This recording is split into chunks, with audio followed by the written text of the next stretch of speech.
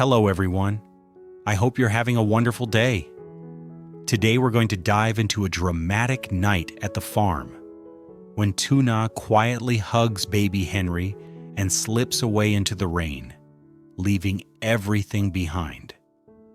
Will Alex realize in time and chase after them, or will he lose the mother and child he loves forever?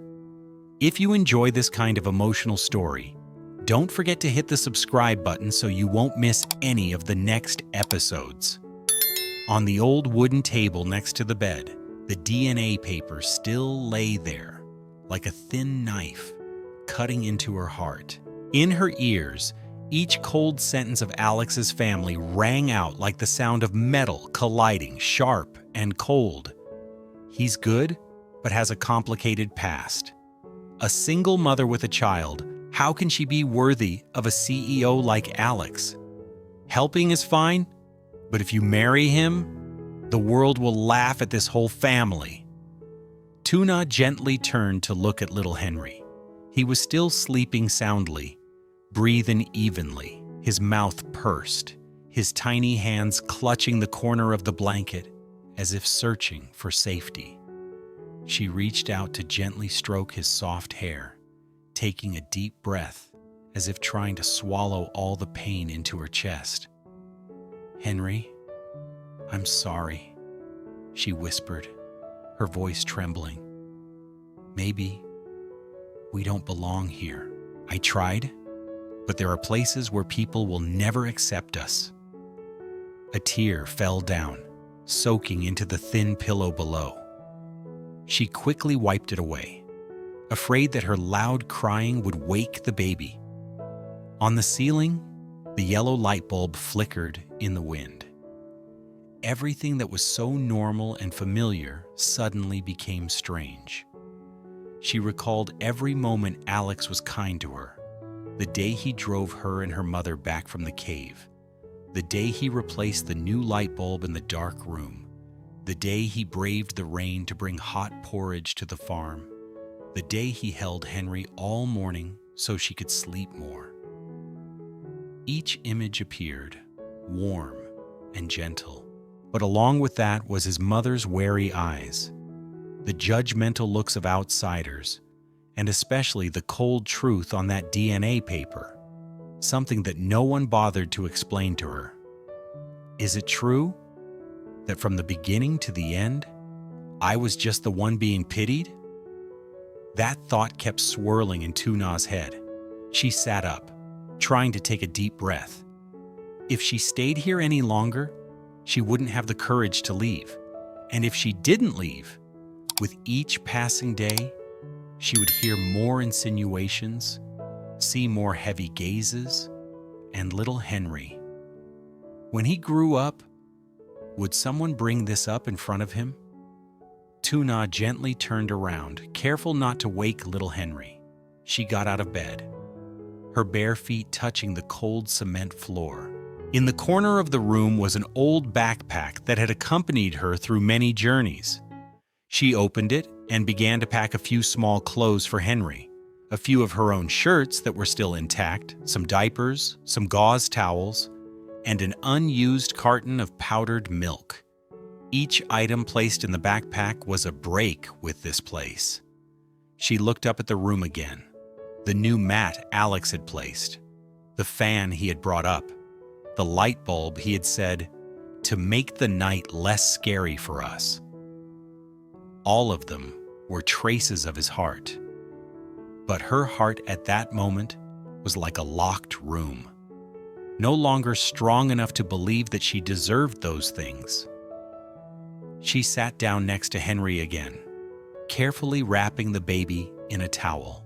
The rain outside was getting heavier. The sound of the wind blowing against the corrugated iron wall was heard.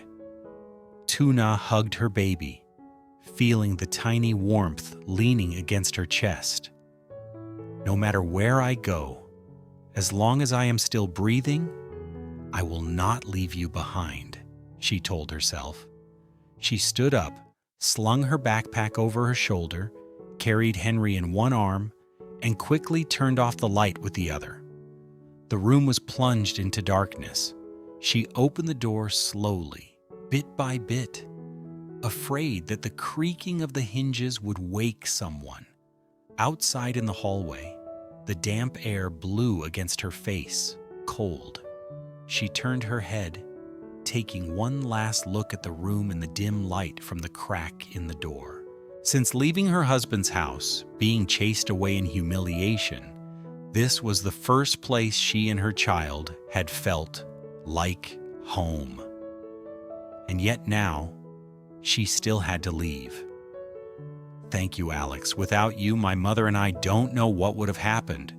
But there are places I can't stay anymore, she whispered to herself, like a goodbye that would never come. The door was closed, the latch unlocked, leaving it there like an ellipsis. Stepping out into the yard, the wind blew straight at her. The path leading from the house to the farm gate was covered with mud from the rains of several days. With each step, the mud stuck thick and heavy. She pulled her shirt to cover Henry, lowered her head, and walked quickly. On the other side of the city, Alex was still sitting in front of his computer screen in his office. Next to him were piles of papers related to the canceled shipment, inspection records, and emails from partners. He rubbed his forehead tiredly, but still tried to handle each task. In his mind, besides the numbers and contracts, there was still a faint image of Tuna hugging little Henry and smiling under the grapefruit garden. After this, I have to tell my mother clearly. I can't let Tuna be so nervous forever, he thought, but stopped because another work call came in. At the farm, the silhouette of a woman holding a small child walked silently through the rain. There was no crying, only the sound of the wind whistling in her ears, the sound of water splashing on her pants, and the pounding of her heart. With each step, she asked herself, am I doing right or wrong? But behind her was a world she felt she did not belong to. Ahead, though it was dark, at least she still held on to one thing, the right to be with her child.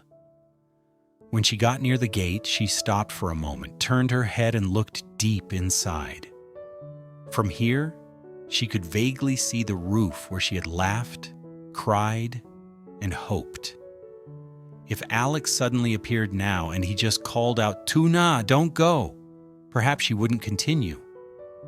But the gate remained silent. Only the lightning tore across the sky and then went out. Tuna hugged Henry once more, took a deep breath, and walked through the farm gate. The gate creaked softly, then closed behind her.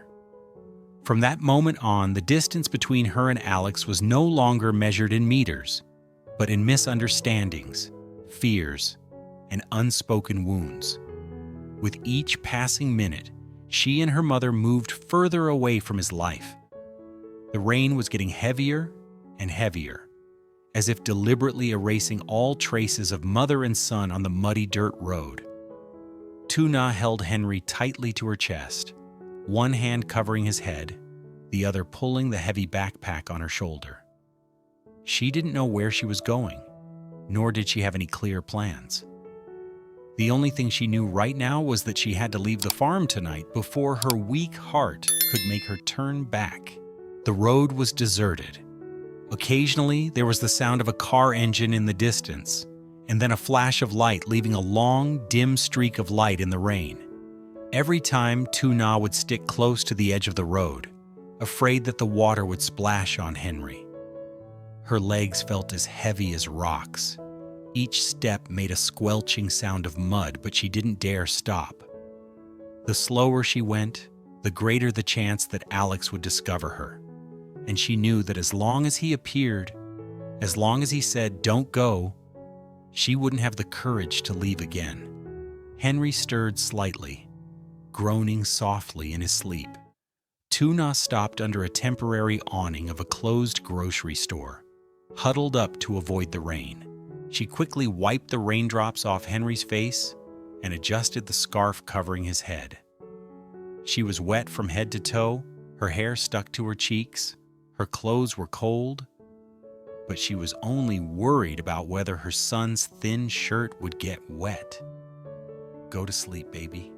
Don't cry now," she coaxed, trembling, her voice hoarse. "Don't cry until tomorrow, okay? If you cry now, I'm afraid I won't be able to bear it." Standing under the porch for a few minutes, her limbs were numb, but her mind was spinning. Stay a little longer. Who knows if Alex will suddenly run over? Who knows if he suddenly thinks of the two of them and comes up to see? If he just appears at the end of the road, calls out, "Tuna," then all the reasons to leave that she had built up over the past few hours will collapse like sand. Thinking of that, she was scared of herself. Tuna bit her lip, took a deep breath, then bent down to hug Henry tighter, and continued walking. Meanwhile, in another world, a world of neon lights and keyboards, Alex was still sitting hunched over in his office. In front of him was a computer screen filled with emails about contracts, customer warnings, flood damage reports, inspection notices, and other paperwork. His mind felt like it was about to explode, but he tried to process each one. Beside her, the phone lay face down on the table. Every now and then, Alex would reach over and flip it over, glance at the call list, and then put it down again. The name Tuna was right at the top, because these past few days he had been calling her all the time. Sometimes saying he was busy and couldn't come back in time, sometimes asking if they had eaten yet, if it was leaking in the rain. Alex looked at that name for a long time. A simple sentence kept going back and forth in his mind. Should I call her? Call to apologize for being late again today. Call to tell her not to think too much. He would talk clearly with his mother soon. Call to tell her that no matter what anyone said, he still considered her and her mother an important part of his life. But then he didn't press the call button. The image of his mother's heavy face, his sister's worried tone, the gossip about the CEO with a single mother still lingered around him. Alex told himself, "Wait, let me finish the things at the company, talk gently with my mother, arrange things properly, then give Tuna a clear position to avoid hurting her more. I thought I had plenty of time." Finally, Alex turned off the computer, gathered the papers into a pile. He took off his glasses, rubbed his temples, and stood up to leave. On the way home, through the rain-stained windshield, he suddenly thought, why don't we stop by the farm? See if the mother and daughter are asleep, bring some snacks, and chat a bit to distract ourselves. The car was approaching the turnoff leading to the familiar dirt road. His foot habitually slowed down. The night rain lashed against the windshield. The wipers swept back and forth. But Alex's mind was brighter than ever as he thought of Tuna hugging Henry to sleep, the weak yellow light shining on the mother and child. Let's pull over for a bit, he decided, then turned on his signal and turned onto the muddy road. The wheels dug into the soft ground after days of rain. The only sounds on the road seemed to be the engine and the splashing of water. Alex turned off the music, leaving only the clicking of the windshield wipers, like the rapid beating of his own heart. The closer he got to the farm, the lighter he felt, as if just seeing the yellow light in that small room would make all his fatigue disappear. But when he approached the gate, the first thing that startled him was not the light, but the gate. The gate was unlocked as usual. It was slightly open, shaking slightly in the wind. Alex pulled up, got out, and frowned as he pushed the gate open. The rusty hinges squeaked loudly, echoing in the dark, rainy night. He was momentarily annoyed, but what bothered him more was that the yard was completely dark. without a single light. Strange. The light in Tuna's room should still be on at this hour, he muttered, walking quickly towards the small house. Alex knocked on the door a few times, but no one answered. He opened it himself and reached for the light switch. The yellow light flickered on, revealing a sight that made his heart clench. The room was the same as the last time he came, but strangely empty. The bed was still there.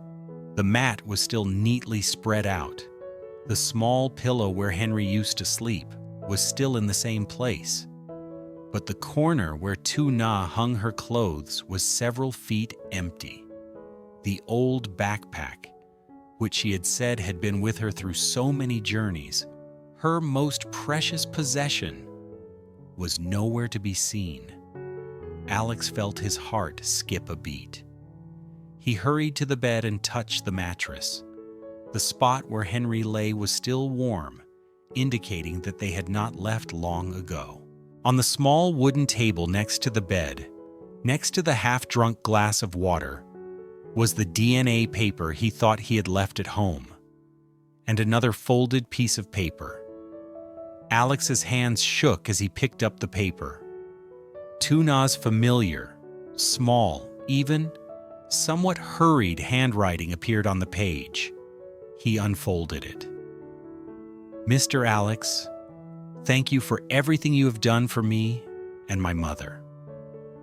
He read each line.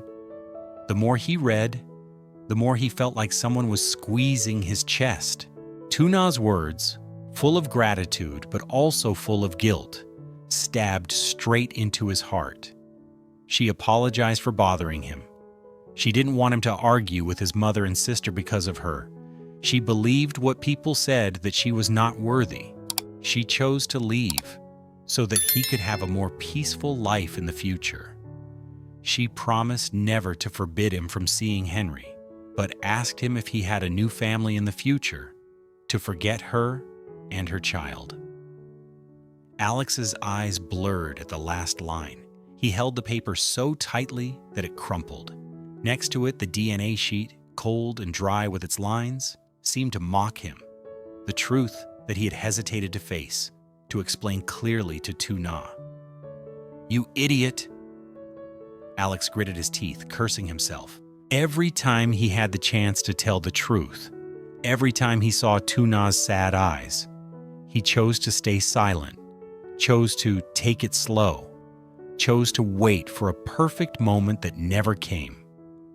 And now, the price of that hesitation was an empty room, a goodbye letter, and a woman carrying a small child away in the rainy night. He didn't think about it for another second. Alex stuffed the letter and the DNA paper into his pocket, turned around and ran out of the room, leaving the lights on. He ran out into the yard, stood in the rain and looked towards the gate as if hoping to see a familiar figure returning. But there was only darkness and the sound of wind. "Tuna, Henry," he called out, his voice lost in the rain. No one answered. Alex ran to the gate and looked down at the dirt road. It was muddy and waterlogged, but if he looked closely, he could still see footprints and muddy tracks, faint traces of the mother and child who had struggled through it not long ago. He turned around, locked the gate, and jumped into the car. The headlights turned on, cutting a long path through the white rain. His hands gripped the steering wheel so tightly that his knuckles turned white. The only direction Tuna could go was the road leading to the national highway, then to the neighboring villages. The night was cold, the road was long, and she only had 2 arms holding a very small child. "If anything happens to you, I will never forgive myself, Tuna," Alex mumbled, stepping on the gas. The car sped away, mud flying everywhere. Behind, the farm gradually disappeared in the rain. Lightning flashed in the sky and then went out, illuminating the winding road ahead. Also under this rain, somewhere not far away, a woman was holding a baby, trembling as she walked. Between the two of them, it was now just a race against time to see if Alex could find her and her child in time, or if despair and exhaustion would catch up with Tuna first. On a stormy night at the farm, Tuna sits awake beside baby Henry while everyone else sleeps. The DNA paper and the hurtful words from Alex's family replay in her mind, making her feel like she never truly belonged there. Looking at her sleeping son, she apologizes and decides to leave before anyone can stop her. She quietly packs a few clothes, diapers, and milk, wraps Henry in a blanket, and slips out into the rain, closing the door softly behind her. At the same time, Alex is still at the office, buried in problems with canceled orders and damaged crops. On his way home, he suddenly decides to stop by the farm, only to find the room empty, Tuna's bag gone, and a goodbye letter on the table. Realizing what he's done too late, Alex jumps into his car and races into the storm to find them.